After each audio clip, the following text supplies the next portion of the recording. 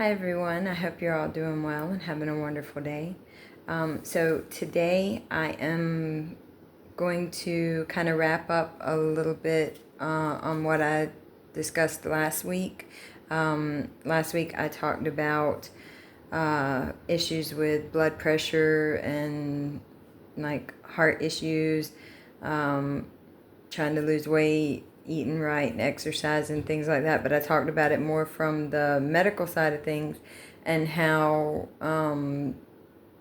sometimes it's hard to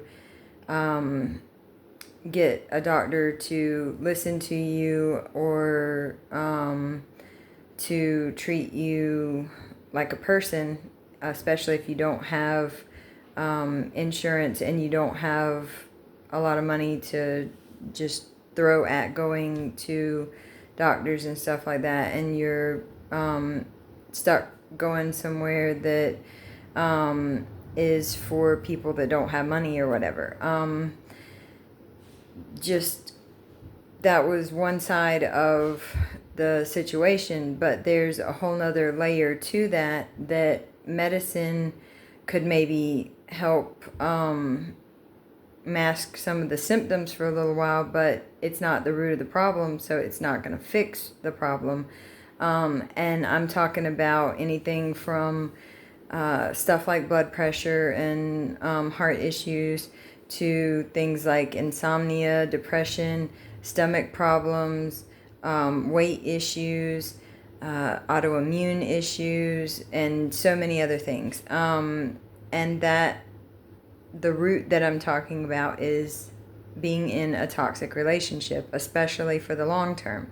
The longer that you're in a relationship that's highly toxic like that, the worse things with your health can start to get, because you spend, and I've got me some notes today because I'm trying to stay more on point so I can keep this within that hopefully no more than 15 minutes range, because I know last week was almost 30 minutes. It was like 27 minutes, and I'm trying to keep the topics down as much as I can. Sometimes it will be closer to 30 minutes just because there's more to certain topics, but since I already covered a lot of this last week, I'm just going to kind of go over from the other viewpoint of things right now. So if you're in a toxic relationship though, and you're constantly feeling like you're in that fight or flight mode, waiting for the other shoe to drop, feeling anxious all the time, it is going to have your cortisol levels up and staying up when that's not how your body's designed. That's not what's supposed to happen. And the longer that they stay elevated like that, the more that it messes up stuff with your body and makes it harder for you to regulate. So when you are in a relationship like that long term, the longer you're in it, the worse your health gets. And medicine can't do anything but mask the issue, and it's only going to be able to do so much. So really it comes down to needing to be able to recognize what toxic looks like. And sadly, so many people are taught that toxic relationships are the norm, and that is what love is supposed to be and look like. And I know that's how it was for me. So it wasn't until I reached a point where I just knew that I had to be the problem. I knew that I was just broken in some way, and that I literally started my healing journey by trying to look up and figure out how to fix me, trying to figure out what was wrong with me that made me so unlovable, that made me so broken. And the more that I tried to learn how to fix me, the more that I realized that the ways I was broken was only part of the problem, and that it was part of a cycle that I had lived in most of my life and had been taught to live in by watching toxic relationships and having a toxic parent or step parent child relationship, but all the way back to at least when I was 3, being just shown repeatedly by different people in my life that I didn't matter, and being taught a twisted version of what love was. So if we can't understand what toxic looks like, and we don't realize that we're stuck in a cycle like that, then we're going to feel like we're the problem and like we've done something wrong, or like we are just inevitably broken. And for me, realizing that the things I thought were normal were toxic and dangerous and harmful, that was where I was able to start understanding more so that I could start to heal. And I'm nowhere near healed. There's still so many things that I am working on and through and wanting to get over, but it's a process, and the beginning of that process is recognizing the things that need to be seen. But no medicine is going to fix that, and no one-sided working on things in a relationship is going to fix that. It takes both parties being willing to realize things are wrong and willing to do introspection, to look at themselves to see what their part in it is. And if only one side is willing to do that, then it probably means that relationship needs to end. However that needs to go, especially if it's physically violent, there is obviously different steps that you're going to need to take than just being able to even begin to try and talk about it. You don't want to put yourself or your children in a position where you'll be in harm's way or something like that. So, I mean, in a case like that, it would probably be better to contact the abuse hotline or something like that and find local resources that can help you, or some situation that would get you and your children, if you have kids, away from the immediate vicinity before even mentioning that, look, things have to be over, and maybe we can work things out if we both take time to work on ourselves or whatever. But it has to start with you realizing that you need to love you even if you feel like nobody else does, and that you need to make time for you and give yourself the right and the the green light to live and to be yourself. You don't need someone else's permission to be who you are, and you don't need anybody else to give you love for you to love yourself.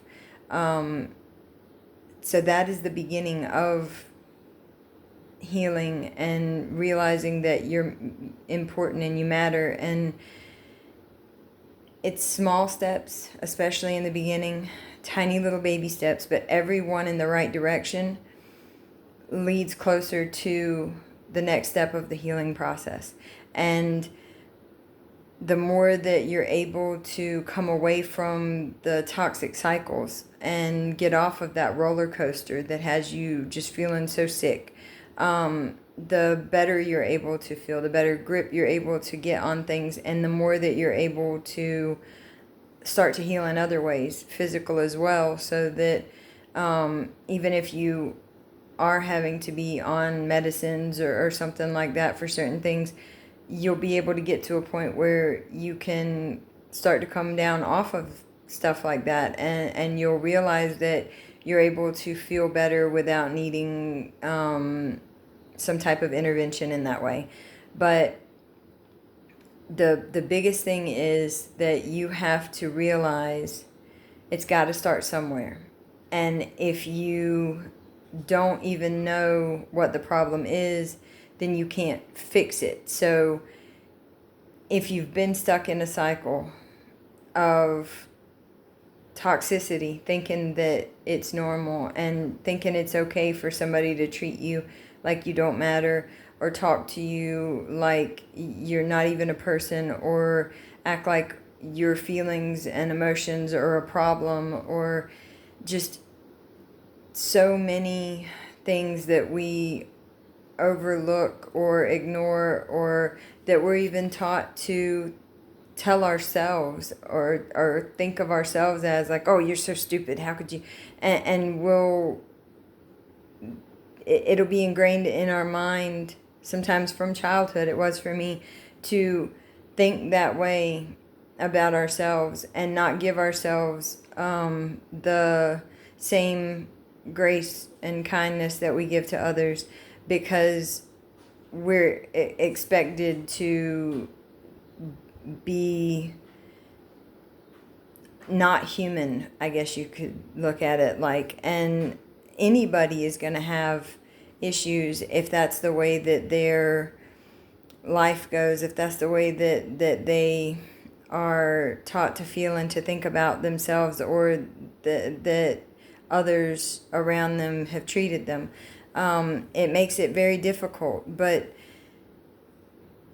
you have to realize that that's not love. And if somebody loves you, they're not going to treat you like that. And there's so many more things to it. I'm just watching this clock and trying to keep it within the time frame.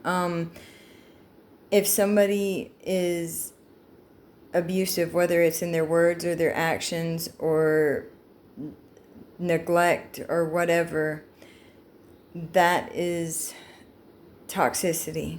And it's not like, I'm not saying, they came home the other day after a bad day, but no, if it's a regular pattern, if it's an all the time thing, and that's how they treat you regularly, and you feel anxious and worried about what's going to happen the next time that you're talking to them, or they come around, or you feel the nervousness within you begin to rise through the roof every time that they're getting home, or you're on the phone, or whatever.